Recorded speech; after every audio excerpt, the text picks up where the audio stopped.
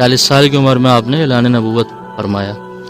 پھر اس کے بعد آپ لیں کہ 40 کی عدد کی خاصیت کہ جب 6 سال تقریباً آقا پاک علیہ الصلوۃ والسلام تبلیغ فرماتے رہے، جس کے اندر 39 افراد جو ہے مسلمان ہوئے، 40 نہیں ہوئے تھے، 39 مرد تھے اور 11 جس میں عورتیں تھیں، لیکن مرد 40 نہیں ہوئے تھے۔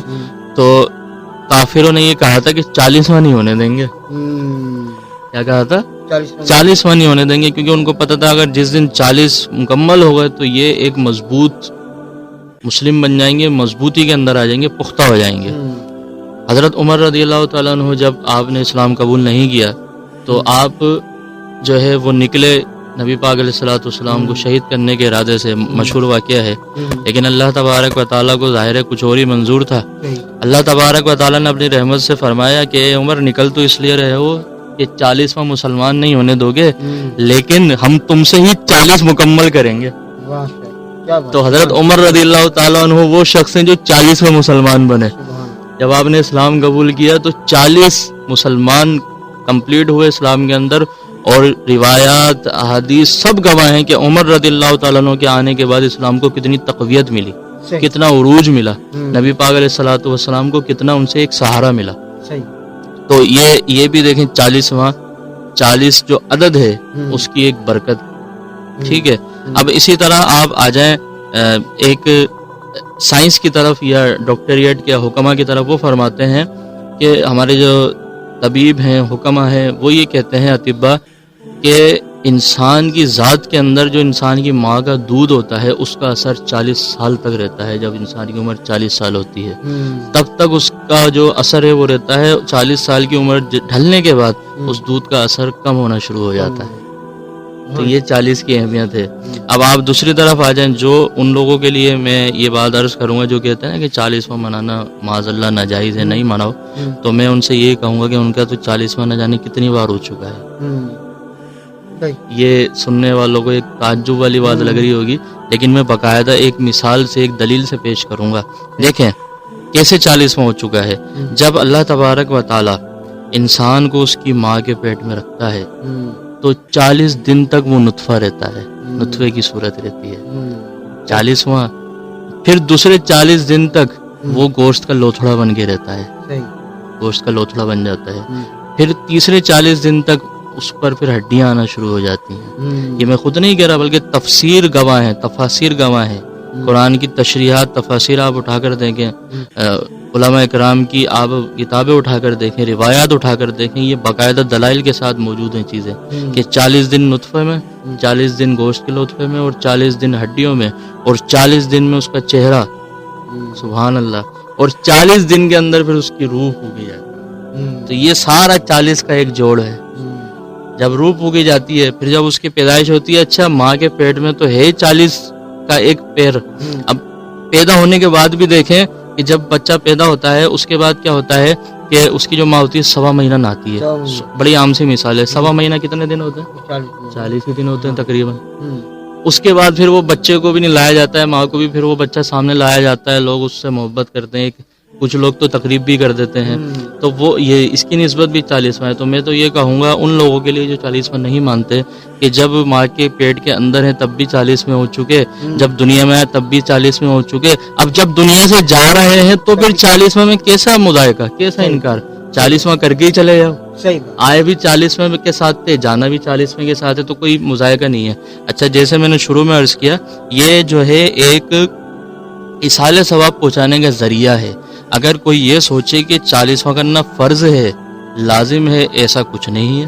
یہ ایک مستحب عمل ہے، ایک اچھا طریقہ ہے۔ اسی طرح 10واں ہے، اسی طرح 20واں ہے۔ میں یہ نہیں کہہ رہا کہ یہ فرض ہے، لازم ہے، ٹھیک ہے، اس کو نہ کرنے کا گناہ گار ہوگا یا حرام کا کرنے والا ہوگا، ایسا نہیں ہے۔ اگر کوئی نہیں کرتا ہے تو اس میں کوئی حرج بھی نہیں ہے، لیکن انکار نہیں کیا جا سکتا۔ کیوں؟ کیونکہ ایصال ثواب کا انکار کرنا تو قرآن سے ثابت ہے، انکار نہیں ہم کر سکتے۔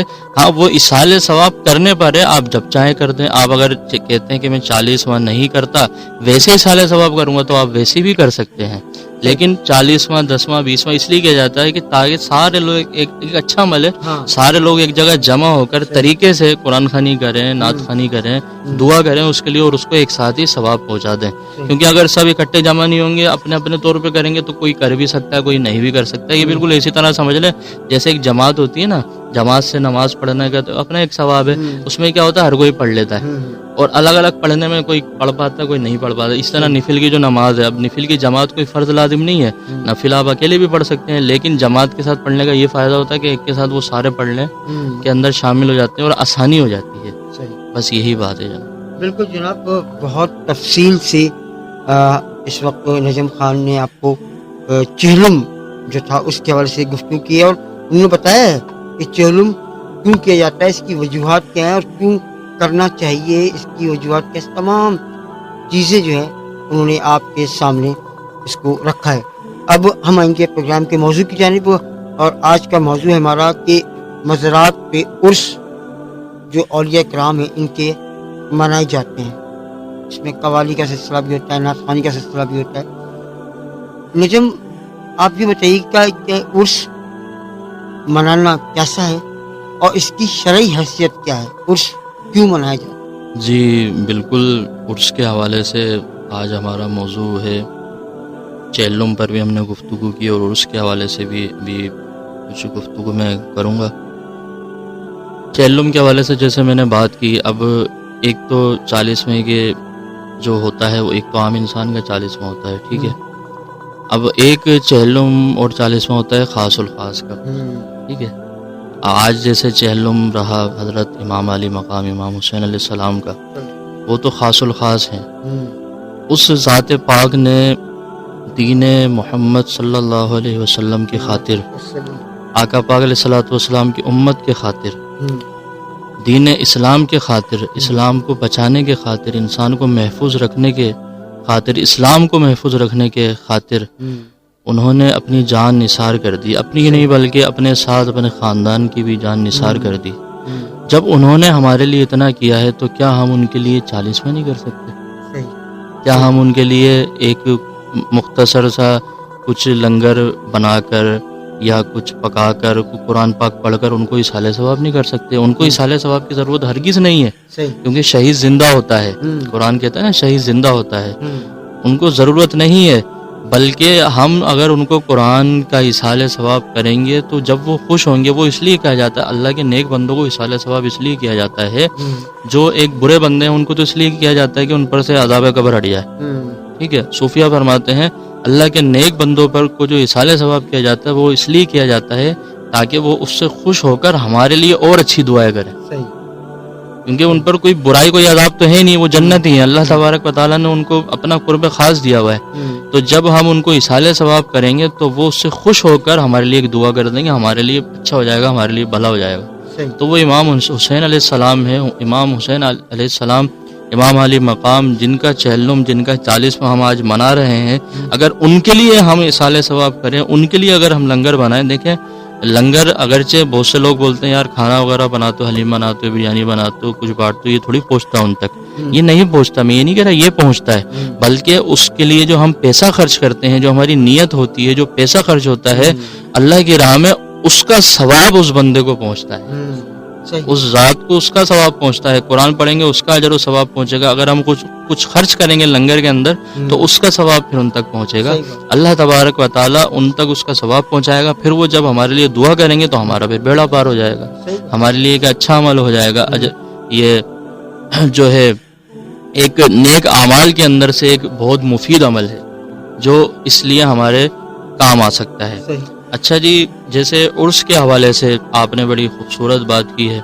عرس کیا ہوتا ہے؟ سب سے پہلے تو اس کو ہم سمجھ لیتے ہیں عرس کی اہمیت کیا ہے. دیکھیں جب کسی انسان کو فوت ہوئے اس دنیا سے وصال کیے ہوئے 1 سال گزر جاتا ہے، اگر کوئی عام شخص ہے تو ہم اس کو برسی کا نام دیتے ہیں کہ بھائی فلاں کی برسی آ رہی ہے یا فلاں کی برسی ہے. اگر کوئی خاص شخص ہے جیسے عالم دین ہے، صوفیہ ہے، کوئی ولی کامل ہے، ٹھیک ہے، تو ان کا جو ایک سال گزرتا ہے اس کو ہم عرس کا نام دیتے ہیں ادباً، کہ بھائی ان کا عرس مبارک آ رہا ہے، اور دینا بھی چاہیے، ٹھیک ہے.